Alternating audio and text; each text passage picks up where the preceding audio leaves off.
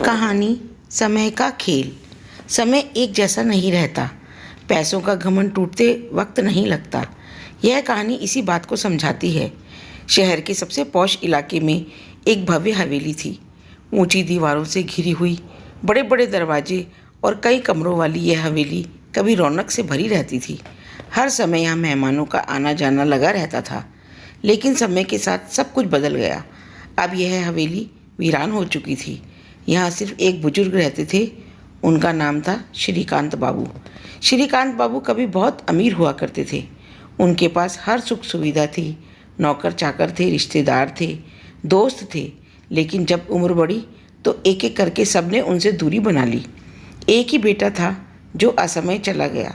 रिश्तेदारों ने पैसे और व्यापार लूट लिया और अपनी दुनिया बसा ली, और दोस्त भी समय के साथ चले गए। कभी जो हवेली हंसी खुशी से गूंजती थी, अब वहाँ बस सन्नाटा था।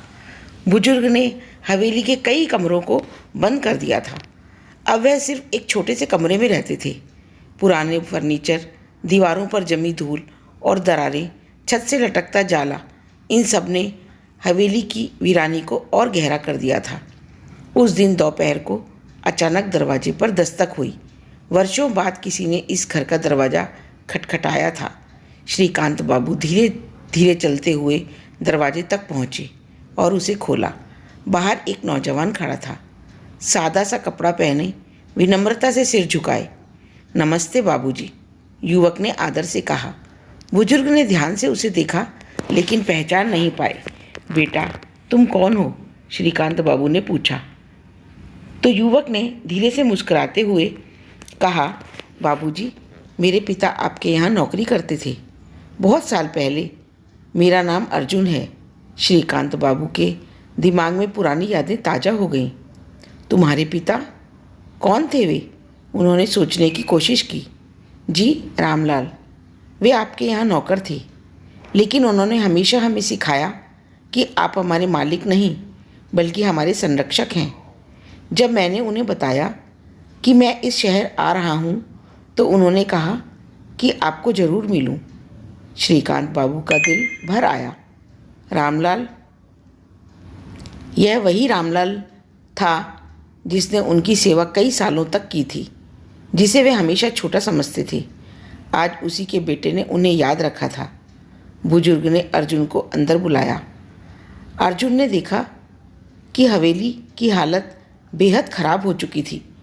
वह यह देखकर दुखी हुआ कि जो इंसान कभी शान और ऐशो आराम में जीता था, आज अकेलेपन और उदासी में डूबा हुआ था।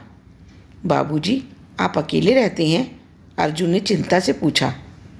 श्रीकांत बाबू ने हल्की मुस्कान के साथ कहा, हाँ बेटा, समय के साथ सब कुछ बदल गया। एक वक्त था जब यह घर गुलजार हुआ करता था, लेकिन धीरे धीरे सब छूटता गया। दौलत थी, रुतबा था, इसलिए शायद रिश्ते सिर्फ दिखावे के थे। जब ज़रूरतें खत्म हो गई तो अपने भी दूर हो गए। अर्जुन ने उनकी आंखों में नमी देखी। उसने धीरे से कहा, बाबूजी, मेरे पिता कहते थे कि इंसानियत और प्रेम से बड़ा कुछ नहीं होता। दौलत इंसान को कभी सच्चा सुख नहीं दे सकती। श्रीकांत बाबू चुप हो गए। अर्जुन की बात उनके दिल को छू गई। अर्जुन ने धीरे धीरे बुजुर्ग की देखभाल शुरू कर दी। वह हर रोज़ आता, उनके लिए खाने पीने की चीज़ें लाता, घर की सफाई करता और सबसे ज़रूरी बात, उनसे बातें करता। समय हमेशा एक जैसा नहीं रहता।